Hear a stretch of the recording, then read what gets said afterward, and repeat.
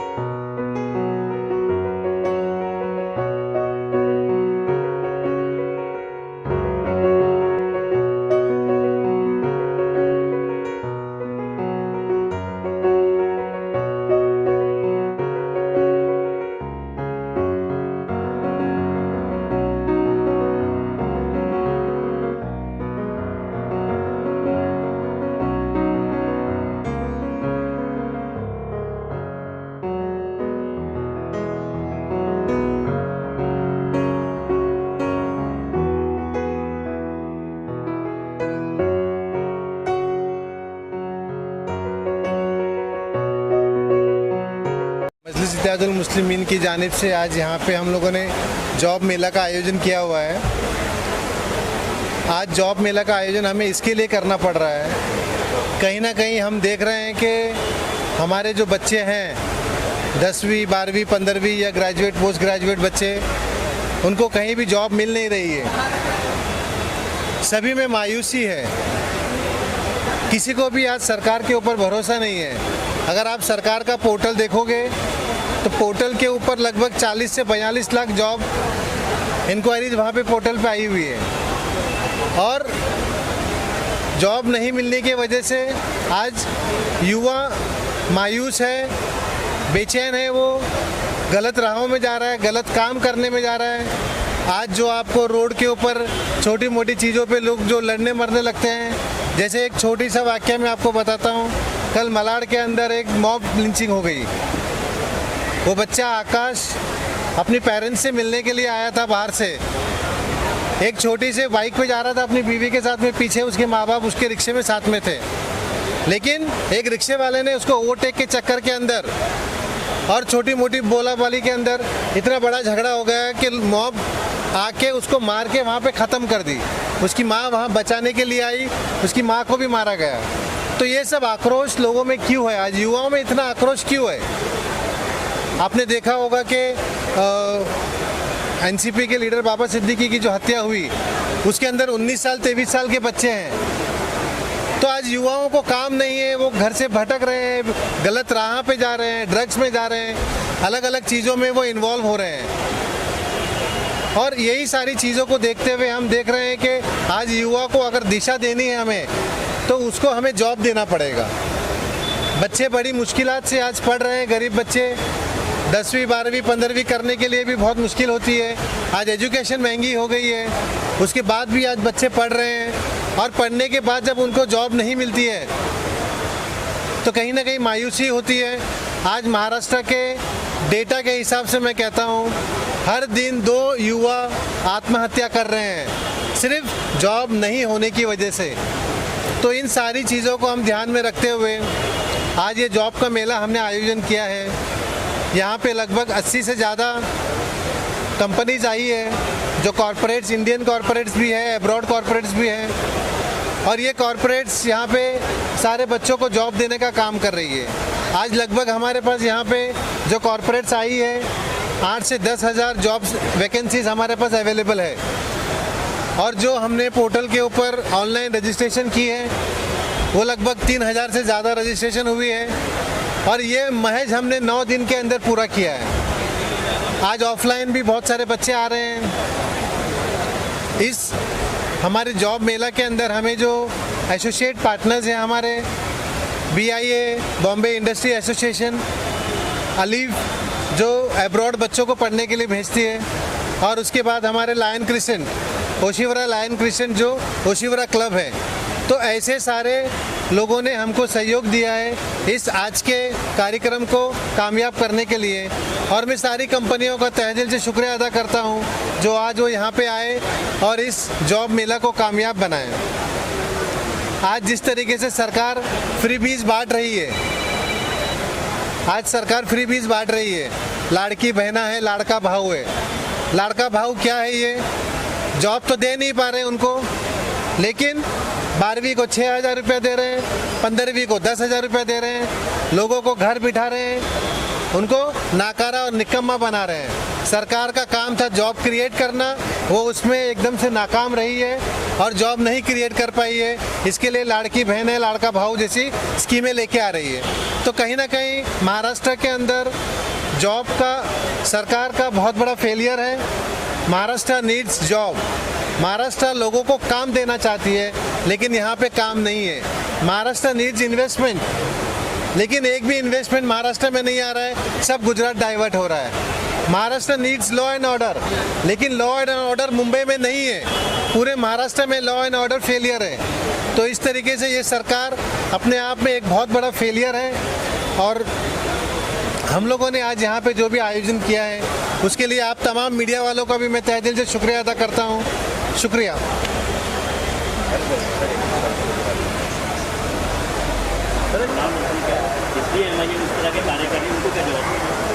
देखिए, महाराष्ट्र में जिस तरीके से फ्री बीज बढ़ रही है, MIM तो कोई फ्री बीज बांट नहीं रही है, MIM तो सोशल वर्क कर रही है। आपने कल देखा होगा मुख्यमंत्री जी ने मुंबई के आने और जाने के जितने भी ऑक्ट्राइन नाके थे, उन सारे ऑक्ट्राइन नाकों को लाइट मोटर व्हीकल के लिए फ्री कर दिया गया है। तो ये जो फ्री बीज बढ़ रही है आज महाराष्ट्र के अंदर, मुंबई के अंदर, लेकिन मजलिस इत्तेहादुल मुस्लिमीन आज मुंबई के अंदर लोगों को जोड़ने का काम कर रही है, लोगों का पेट भरने का काम कर रही है। तो इस तरीके से हम कोई फ्री बीज नहीं बांट रहे हैं, हम लोगों की दुख तकलीफ को दूर करने का काम कर रहे हैं। एक मिनट। हाँ बोलिए। आज आपको पता होगा ना, 3:30 बजे इलेक्शन कमिश्नर की मीटिंग है। महाराष्ट्र और झारखंड के चुनाव घोषित करने वाले, यकीनन इंशाअल्लाह ताला मजलिस इत्तेहादुल मुस्लिमीन महाराष्ट्र के अंदर या झारखंड पूरी तरह चुनाव में हिस्सा लेगी। और मुझे यकीन है कि महाराष्ट्र में जहाँ जहाँ भी हमारे उम्मीदवार लड़ेंगे, लोग उनको अपनी दुआओं से, मोहब्बत से, वोटों से नवाजेंगे, और इस मरतबा मजलिस इत्तेहादुल मुस्लिमीन को बहुत अच्छी रीत से काफ़ी जगहों पर भारी वोटों की मार्जिन से कामयाबी मिलेगी इंशाअल्लाह। ऐसा अभी कोई तय नहीं है। मैं आप लोगों को थोड़ा सा प्रोसीजर बता दूं। मेरे आने के बाद से मुंबई के अंदर हम लोगों ने ऑब्जर्वर्स को अपॉइंट किया है। ऑब्जर्वर्स ने अपनी अपनी रिपोर्टें दी है। हमने 1 अक्टूबर से लेकर 7 अक्टूबर तक जो भी एस्पिरेंट कैंडिडेट जो इलेक्शन लड़ना चाहते हैं उनके लिए हमने फॉर्म ओपन किया था। लगभग 30 से 35 लोगों ने फॉर्म भरा है इस मुंबई के अंदर अलग अलग असेंबली से। तो आने वाले दिनों में हम देखते हैं कि जैसे चुनाव डिक्लेयर हो जाता है उसके बाद हम देखेंगे कि कौन सी सीटों पे हमें लड़ना है, कहाँ पे हमारी ताकत ज़्यादा है। ऐसा ना हो कि हमारी वजह से कोई और दूसरा सेक्युलर नेता गिर जाए, हमें उसका भी ध्यान रखते हुए काम करना है। चलिए देखिए, जॉब मेला के बारे में कहना चाहती हूँ कि हमारे ऑल इंडिया मजलिस इत्तेहादुल मुस्लिमीन के मुंबई के अध्यक्ष रईस लश्करिया साहब ने बहुत ही अच्छी सोच दिखाई है, क्योंकि सियासत तो सब करे, सामाजिक काम बहुत कम लोग करते हैं, जो हमारे रईस साहब ने किए हैं। रईस लश्करिया साहब जब से मुंबई के अध्यक्ष बने हैं तब से कुछ ना कुछ लोगों की फिक्र में काम करते चले आ रहे हैं। एक से सामाजिक तौर पर काम करना ये हमारे लिए बहुत ही खुशी की बात है, मुंबई घरों के लिए बहुत खुशी की बात है। इस जॉब मेले में वारिस पठान साहब ने आके अपनी उपस्थिति दर्ज कराई है। आप बोलते रहिए। इस जॉब मेले में आके हमारे वारिस भाई ने अपना वक्त दिए और लोगों को एक संदेश दिए, तो हमें बहुत ही खुशी है कि हमारे नेता भी हमारे साथ है। तो हम रईस साहब के साथ आगे बढ़ते रहेंगे और आज युवाओं को एक संदेश दे दूं, जो युवा बेरोजगार है। सरकार तो बड़े बड़े वादे करती है कि रोजगार देंगे, लोगों को नौकरियां देंगे, लेकिन आज बच्चे पढ़ लिख कर भी भजिए तलने पे नौबत पे आ गए हैं। आज परिवार संभालना भारी पड़ गया, लोगों की घर गृहस्थी परेशान है। आज ये परेशानी में लोगों को तकलीफ इतनी हो रही है कि युवा अगर टेंशन में आता है तो कोई ना कोई क्राइम होता चला जा रहा है। जब घर में जब पैसा मांगता है, पैसे की तंगी होने के कारण वो फिर चोरी करता है, क्राइम करता है, फिर नशे की में लत लग जाती है। तो आज रईस साहब ने जो ये काम किया है जॉब मेला लगा के, तो युवाओं को अपने पैरों पे खड़ा करने का काम किया है। ये वर्सोवा विधानसभा में ये काम हो रहा है, ये हमें बहुत ही खुशी है कि कई युवाओं ने यहाँ पर आके इंटरव्यू दिया है, उन लोगों को नौकरी लगी है, कई कंपनीज यहाँ पर आई है। तो इसी तरीके से मजलिस इत्तेहादुल मुस्लिमीन का कारवा बढ़ता रहेगा। मजलिस इत्तेहादुल मुस्लिमीन अपने काम से पहचानी जाती है। मुंबई में जब से रईस भाई आए हैं तो ऐसे ही सामाजिक तौर पे काम कर रहे हैं, कई संस्थाएं आई हैं उनके साथ, तो हम आगे ऐसे ही बढ़ते रहेंगे। और जितने भी युवा अगर मेरी आवाज़ सुन रहे हैं तो वो आए, ऑफलाइन फॉर्म भर के भी यहाँ पर नौकरी लेने का काम करें।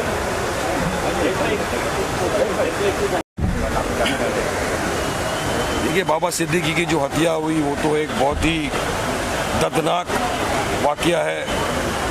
मेरे लिए तो पर्सनल लॉस है, मेरे 30 साल से उनके ज़्यादा कनेक्शन थे और इसके पहले 2 दिन पहले ही मिले थे, अच्छे खासे बातचीत हुई। मगर इसमें सरकार का पूरी तरह फेलियर है, कानून व्यवस्था का, इंटेलिजेंस ब्यूरो का टोटल फेलियर है। क्या हो रहा है हमारे राज्य के अंदर? एक शख्स ने अगर 16 दिन पहले आपको अर्जी दिया था कि मुझे सिक्योरिटी थ्रेट है, तो उसको सिक्योरिटी प्रोवाइड क्यों नहीं की? और अगर सिक्योरिटी प्रोवाइड आप बोलते हो की थी, तो जिस वक्त उनके ऊपर अटैक हुआ उस वक्त वो तमाम सिक्योरिटी कहाँ थी? ये मेरा सरकार से सवाल है, सरकार इसका जवाब दे।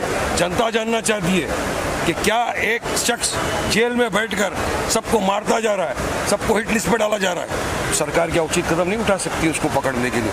मगर कहीं ना कहीं हमको लगता है कि नहीं, सरकार की नाक के नीचे हो रहा है। बांद्रा जैसी बिजी स्ट्रीट के ऊपर दशहरा के दिन जहाँ दो रैली है, एक शिवाजी पार्क में, एक आज़ाद मैदान में, पुलिस बंदोबस्त है। इतने बंदोबस्त में आकर अगर कोई मार के जाता है तो उन्होंने महाराष्ट्र की सरकार को, महाराष्ट्र की सबसे टॉप नंबर पे जानने वाली पुलिस को चैलेंज किया कि तुम कितना बंदोबस्त लगा लो, कितने भी तुम टॉप पुलिस फोर्स हो जाओ, हमको जो काम करना है हम करके जाएंगे। तो ये चैलेंज किया उन्होंने पुलिस को। और मैं चाहूँगा कि महाराष्ट्र की पुलिस, खास तौर से मुंबई की पुलिस तो सक्षम है, काफ़ी केसेस क्रैक कर चुके हैं, वो इस बात का संज्ञान लें और कुछ लोग पकड़े मास्टरमाइंड को पकड़ो। मास्टरमाइंड कौन है, असली सूत्रधार कौन है, उसको लाओ सामने, क्रैक करो पूरे केस को। और देखिए, इंश्योर करिए कि आगे हम तो समझ रहे हैं कि लिस्ट जारी हुई है, कौन कौन है लिस्ट में, तमाम को सिक्योरिटी प्रोवाइड की जाए। अब देखिए, हम तो अपोजिशन में, अगर सत्ता के अंदर बैठा हुआ शख्स सेफ नहीं है आज की तारीख में। बाबा सिद्दीकी सत्ता में थे, अजीत पवार की पार्टी में थे, सत्ता में रहा हुआ अगर मंत्री सेफ नहीं है तो अपोजिशन के मंत्रियों की, अपोजिशन के नेताओं की क्या सेफ्टी है? और आम नागरिक जो मुंबई की सड़कों पे तन्हा घूमता है, उसकी क्या सेफ्टी है? क्या मुंबई के अंदर फिर से 90 का दशक देखना चाहती है सरकार? क्या दिखाना चाहती है सरकार? 90 के दशक में चलता था, रास्ते में निकले, गोली मार दिया, गाड़ी के पास गए, गोली मार दिया। आज हमको देखने को मिल रहा है। तो सरकार को उचित स्टेप उठाना पड़ेगा। अगर सरकार चाहती है कि फिर से माफिया एंटर नहीं करे, सरकार को उचित स्टेप उठाकर इसको खत्म करना पड़ेगा। और जो भी पकड़ा है, देखिए, महाराष्ट्र के मुख्यमंत्री ने कहा है कि हम कानूनन सजा देंगे, उनको फांसी की सजा देंगे। हमारी भी ये मांग है कि जो भी पकड़ा है, जो आगे पकड़ाने वाले, उनका केस फास्ट ट्रैक कोर्ट में चलाया जाए, स्पेशल पब्लिक प्रोसिक्यूटर को अपॉइंट करके जल्दी से जल्दी उनको फांसी की सजा से कम सजा होना ही नहीं चाहिए। तब एक मैसेज जाएगा सबको कि अगर मुंबई जो देश की आर्थिक राजनीति है, फाइनेंशियल कैपिटल हब है देश का, वहाँ पर इस तरह की अगर घटना हुई तो किसी कीमत पे बर्दाश्त नहीं किया जाएगा और जो भी करेगा उसको कड़क सजा मिलेगी। यही हमारी कानून से मांग है और हम कानून चाहते हैं कि कानून इसके ऊपर अमल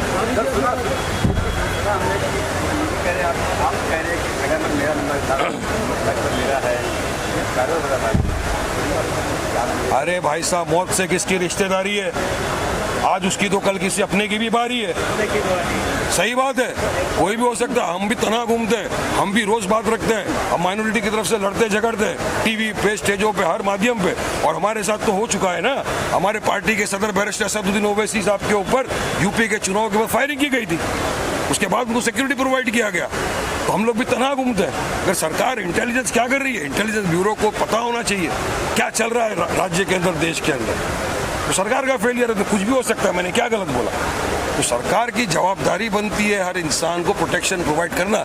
और अगर आप नहीं कर सकते, छोड़ दीजिए, रिजाइन करके घर चले जाइए। किसने रोका है आपको? संभालना, कानून व्यवस्था मेंटेन करना राज्य सरकार की जवाबदारी है, दायित्व बनता है सरकार।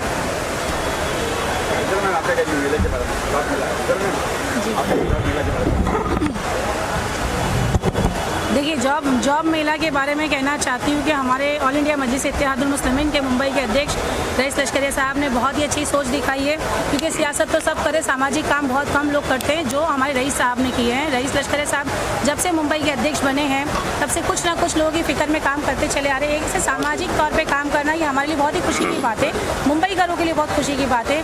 इस जॉब मेले में वारिस पठान साहब ने आके अपनी उपस्थिति दर्ज कराई है।